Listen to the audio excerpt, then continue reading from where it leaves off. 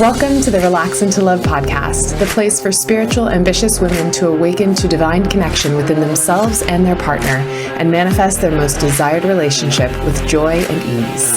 I'm Teal Elizabeth, your host, a spiritual love and relationship coach trained in the principles of feminine energy, NLP, and deep subconscious reprogramming.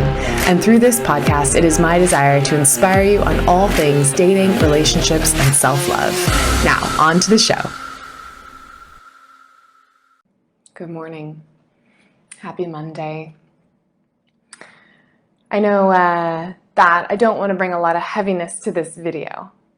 However, I want to speak to the heaviness of the state of the world right now. I feel that it's very important to acknowledge and address just where things are at, where the psyche, I think, of a lot of us are feeling.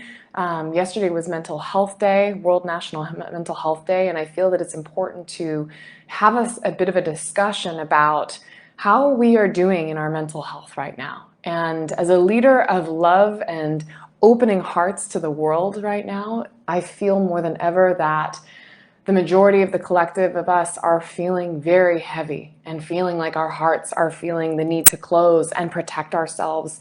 And I even woke up to a message this morning from a woman that I've been supporting, just asking for help, asking for guidance on how do we really manage the heaviness of the external world, and feeling pretty depleted, feeling pretty caught up in the bleakness and the lack of hope, the lack of excitement for the future, and all that goes with that, the fears, the anxieties, just the nervousness of the uncertainty of the future. And I feel it's important to talk about and address and make sure that we are all doing everything that we can to take care of ourselves, not just physically, but mentally and emotionally as well. So I want to talk about this. And I will first start off by saying, if any of you are feeling this way, you are not alone in feeling this way. This is something that is really, really normal and is pretty unprecedented, as I know. That term has been thrown around, these uncharted times, these unprecedented times. These are really chaotic, crazy, weird times. And now you throw an election in the middle of all of it, and it just throws the world even more into just a funk, right? And into just a cluster. So it is completely okay to be feeling heavy, to be feeling doubtful, to be feeling scared, to be feeling depressed, to be feeling like there's no hope, to be feeling any of the feelings that are not in that place of joy and light and radiance and exuberance and all of those other opposite side feelings, right? So if you are feeling any of these feelings, I want you to just give yourself some grace and some compassion today to just recognize it's okay. It's okay. And with the cloud, it feels like there's this big dark cloud that is just over our heads right now, right? Of the external world, with the social issues, with the political issues, with the environmental issues. There's so many things that we as our little human bodies and human psyches are just like, I don't know how to manage this. I really don't even know how to move through this, right? And give me a thumbs up if this is anything you're feeling. Comment below anything of the feelings that you're feeling right now. Our little human bodies and psyches do not know how to handle the pressure of this external world right now. And this is something that we have not ever had to manage before, okay? So the heaviness is real. It's a real deal, and I've experienced it for myself as well.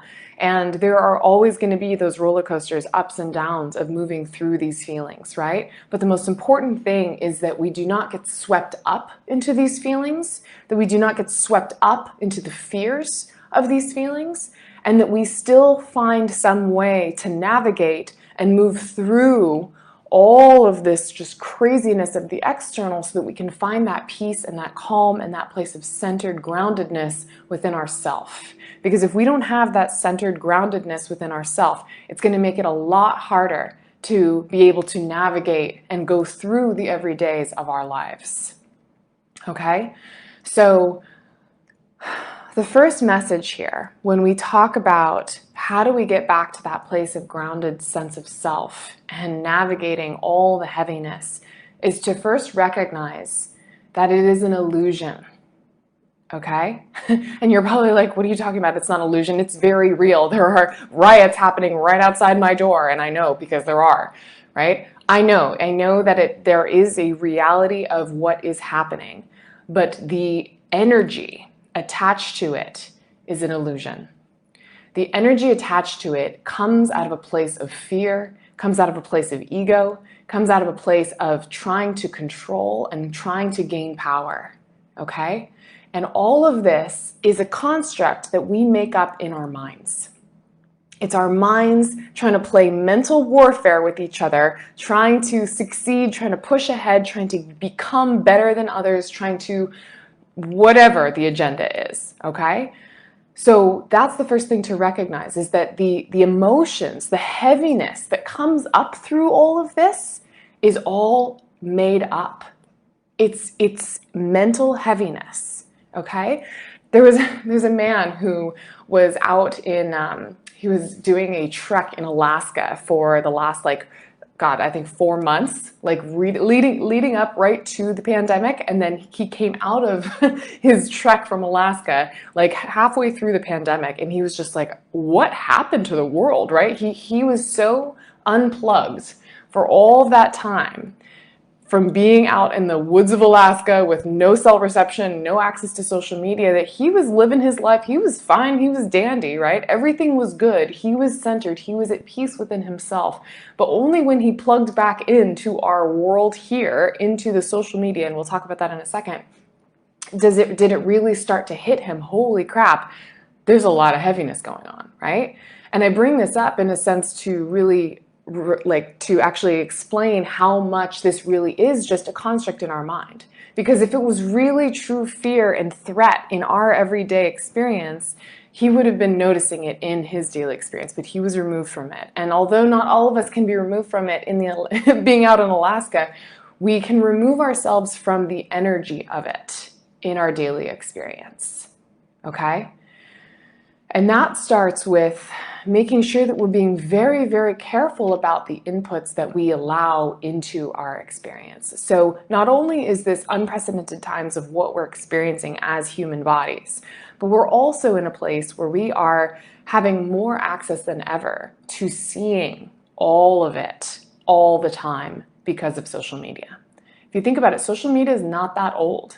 Right? It's only been around for the last 10 years or so in really that presence and that strength and that strong power that it's starting to have over our psyches. And what it's doing is it's making everything feel a lot bigger because we can see what's going on in Belarus. We can see what's going on in China. We can see what's going on all over the world in the United States.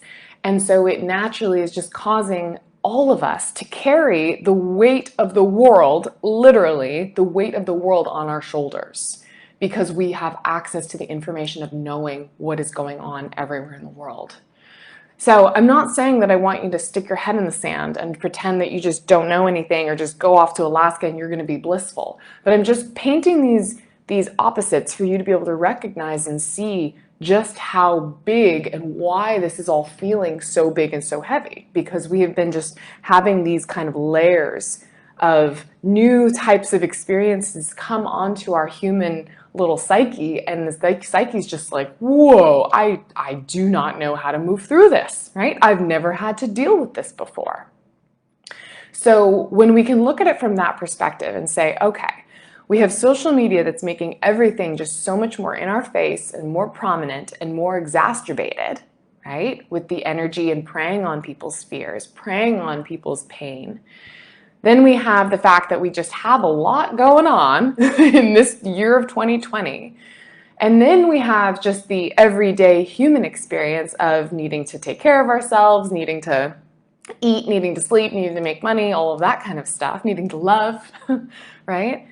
And then we throw on putting on masks on our face that just makes it just so uncomfortable and so hard to breathe and so constricted, right? It's no wonder that we feel so darn disconnected from our truest essence, right? There's no wonder that we are feeling so heavy, so exacerbated, so frustrated, so depressed, so dark, so anxious, so fearful. Okay? And once again, I'm honoring the woman that reached out to me asking for help, and I'm honoring each of you here that is listening and hearing this, because this is so, so okay. However, this does not need to be our operating system. This does not need to be the way that we need to continue to move forward in the world. And it can't be the way that we continue to move forward in the world, because it is. It's slowly killing us. It's slowly suffocating us. And we need to start to get to the place where we can manage finding that groundedness, finding that sense of self, that strength, that security within ourself, even when the world is a chaotic, swirling mess. Right? Even when it feels like we are in the middle of a tornado and we can't feel the ground. Because that's truly what it feels like right now. I know for me, and probably for a lot of you. So how do we get to that place? Well, there's a few tactical things that you can do right now to make sure that you are honoring that space for yourself. And then there's some bigger long-term things that you can do to honor. So let's talk through those. The first one being awareness, right? Recognizing the power that you are giving to the external world on your happiness. If we look to the external world to provide us that sense of peace and calm, we are never going to be happy. We are never going to be happy, and we're never going to find that peace and calm, because the world is always going to have its ups and downs, right? It's always going to have its conflicts. So we cannot look to the external world to make us happy. We have to know that the external world is going to exist, and we get to detach from it. There's a phrase in the Course in Miracles that talks about the veil of separation, the separation from the self. And a lot of times we are clouded in our seeing, in what we can see, because we have this veil of separation where we are only operating in the external world and not operating from that place of self. And so in that separation, we feel really alone. We feel really scared. We allow the fear to dictate, because we don't feel connected to ourself, right? And when we don't feel disconnected from ourself, and then we see that the world is a crazy, chaotic place that we don't want to be in, it makes our ego mind feel like, why are we even here? Where are we going? What are we trying to get to, right? And it makes it want to give up. And I want to just talk to that and say, if that's what you're feeling right now, just know, please do not give up. Mental health is a real thing. It's really important. And it's not anything that you have to stay stuck in. We can get back to seeing it for what it really is. You're caught up in the mind. You're caught up in the fear. You're caught up in the stories. You're caught up in the external world. And it's time to pull back. And it's time to get back to the self, the deep soul, the aligned, grounded, peaceful soul that is within you, that is deeper, that is underneath the mind, that is underneath the fear, that is underneath all of the scary stuff of the dark clouds that you are probably feeling yourself swept up in. It's kind of like underneath the surface of an ocean. If you think about the ocean, at the top of the ocean, the waves are turbulent. There's a lot going on, right? There's just choppy waters. They've got big waves, big, just craziness up there. If our mind is up there, it's going to be like, whoa, the world is crazy, and the water is crazy, the ocean's crazy. But when you start to sink down and submerge below, what do you find? You find that even when the surface is choppy, underneath there is that peaceful, calm, tranquil state of groundedness, of peace, of just the beautiful flow of the underground, or the undercurrents of the water, right? Just flowing, just doing what it needs to do, bringing beautiful nutrients where it needs to go, nourishing the plants and the animals underneath. And that's where we need to get to. When you feel your mind starting to get up into the choppy waters, we have to remember that we get to pull ourselves back down into the undercurrent, the beautiful, peaceful undercurrent. And we do that by starting to, like I said, one, just be aware of it and recognize when we're getting caught up into the choppy waters. And then two is going to be about starting to recognize what is pulling me into my mind. What are the triggers? What are the indicators that make me go, oh God, right? And starting to address those directly. So if it is wearing masks that's causing you to go, oh God, I can't feel good. I feel like I just want to suffocate. I can't breathe, right? What can you do to start adjusting that?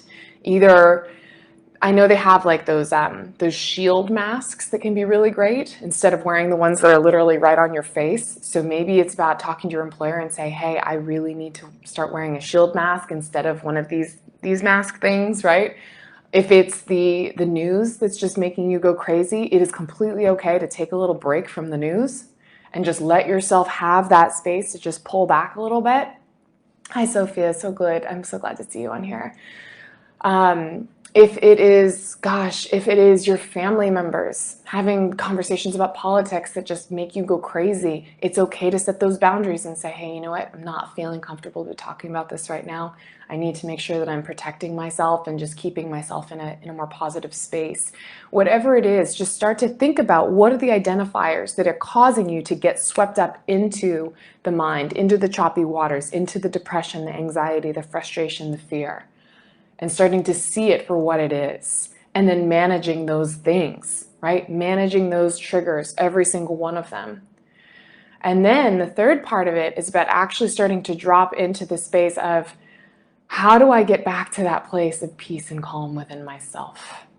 How do I get back to that place of knowing that I am divinely supported and that my soul is safe? Right? Because a lot of this, I think, that's happening is that we're getting these triggers of making it feel like we are not safe. And it's a very valid feeling, but it's still not true. You are safe. You are safe. You are going to be safe. You will continue to be safe. Even if the world truly falls to hell in a handbasket, we are going to be safe because you know what? Humans are so incredibly adaptable. And we are going to adapt and we're going to thrive. It may be a little bit uncomfortable, but we are going to get through this. We're going to get through this as a collective. We're going to get through this as an individual. And this is going to be just one of those bumpy patches that we kind of just have to hold on to and ride this out. But in the riding it out, we can choose, do we want this to be a really painful experience or do we want this to be a more calming, relaxed experience? And you get to decide that. You get to decide that by the inputs that you allow in and by the maintenance that you take care of yourself on the daily, sometimes on the hourly, right? So what are you doing to give yourself that maintenance, that mental health self-care maintenance that gives you that peace and that calm and that place of, okay, I'm gonna be okay, right? For me, it's meditation. That's number one. Every time I drop into meditation, and I've been deepening into a lot of transcendental meditation, really accessing depths of my subconscious that my mind is completely turned off, or I can really go into that place of connecting to my inner spirits, to my angels, to my, I call them my angel council, right? And asking them for support, asking for guidance, asking for those intuitive nudges and that inspiration. When I connect into that place, I know I am so guided and I know I am so supported because you're not in this alone, right? Your soul came down to this earth with a mission. And whatever that mission is, you may still be figuring out. But it came down to this earth with a mission. And that mission is not just for your human experience and your human body to try and do all by itself. It's here and it's backed up by your angels. And it's in that, that's where you pull through this intuition. Every time you have those little intuitive nudges, that's your angels being like, go that way, go that way. Try that out, try that out. So when you come back into that place of really deepening into your meditation, you can get to that place of starting to access those intuitive nudges and those inspired actions. And the more we listen to those inspired actions, the more we give ourselves that comfort and that relief of knowing, I don't have to do this all myself. I don't have to do this all myself. I can relax and I can trust that I am divinely guided.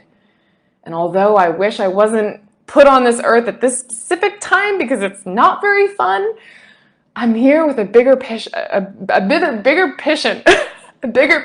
a bigger mission. And in that bigger purpose and mission, I know I'm going to find peace because I'm meant to be here for this reason. I'm meant to be here to help move this world forward. And when we get down to that place, then it no longer becomes being a victim of the situation of our experience. It becomes a co-creative experience. It becomes an empowered experience. Ooh, this is so good.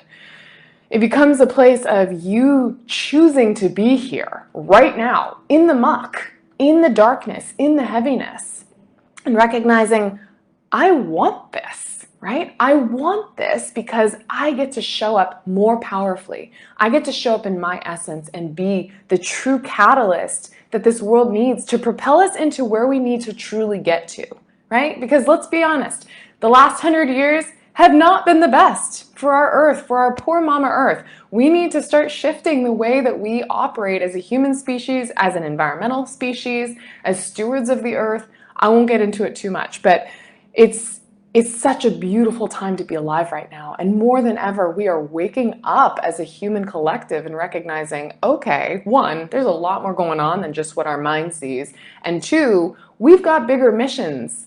And we need to start waking up to all these things that aren't working and break down these systems that are no longer supporting us and start recreating new systems that will let us thrive. Whoo! Preach! Amen, mama. Oh my gosh. Right? So if this is you, I want you to really deepen into this and start asking yourself these bigger questions, right? Instead of how do I just get through the day to day, I want you to ask yourself, how do I really get to show up, to step into my fullest power, to thrive and carry this world forward? Ooh, even if you don't feel that you're meant to be a leader and a steward for the world in a massive, large scale, that's okay. We don't all need to be the leaders, but we get to be leaders on little levels, in our communities, in our families, in our friend groups. In every way that allows us to show up in our power and essence, we are radiating out like little drops in the ocean. I'm bringing it back to the drops in the ocean, right? The more of us that drop into that power within ourselves, it's like a little drop. It just radiates out more and more and more. And the more that we radiate out, the more others start to feel that. They radiate out. And the next thing we know, we're causing a whole revolution. And that's what's happening. We are in the middle of a massive transformation, spiritually, politically, environmentally, a huge, massive transformation. And more people are starting to step into their power and into their presence and recognizing, I don't like the way that this is all working. So let's start to fix it, right? So getting back to the heaviness, hopefully this is kind of just starting to fluff your aura a little bit, right? And like pull out some of this heaviness, because it's a heavy time. I'm not going to pretend that it's not. But we get to choose how we let that heaviness affect us. We can either use it to push it down the heaviness, right? Pull down the heaviness and stand on top of it and use it as a platform for our power. Oh, yes, love that. Or we can use it or feel it as an anvil shoving us down, squishing us down, pushing us down forever, right? You get to transmute that power. You get to transmute that energy and pull it in for your success and for the world's success. I'm going to pause here for a second. I'm seeing some comments coming through. Sophia, love this. Accessing this has been one of my greatest lessons throughout life. Love hearing that. Beautifully put. I love that. I'm so glad this is resonating for you. Yeah, anyone else that's watching that wants to comment, please feel free to write comments in. I know that these little moments and the little leading up moments of every day, every month of this year have been really, really hard. But I guess what I offer you today and what I offer to my beautiful client who reached out to me that I want to speak to her is we get to really just zoom out, right? It's time to zoom out. It's time to detach from the everyday moments. It's time to detach from the narrative of what we're seeing and what we're experiencing in this current little reality right now, and it feels like all that we can see, and start to zoom out and see the bigger picture here. And ask yourself, what is the bigger picture? And what is the picture that I want to see? What is the narrative that I want to start telling? Is the narrative that I want to listen to that the world is doom and gloom and that the future is bleak and that we're all gonna fall to hell in a handbasket, right? Or is the narrative that this is the most beautiful, most awakening time that our human species has ever seen, and I get to be a part of that.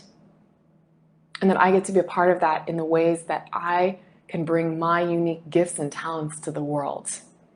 I don't know about you, but that's the story that I really want to start stepping into. And when we can choose to zoom out and see it and shift the narrative, that's when we start to pull back our power. That's when we start to step into our strength of who we truly are for this world.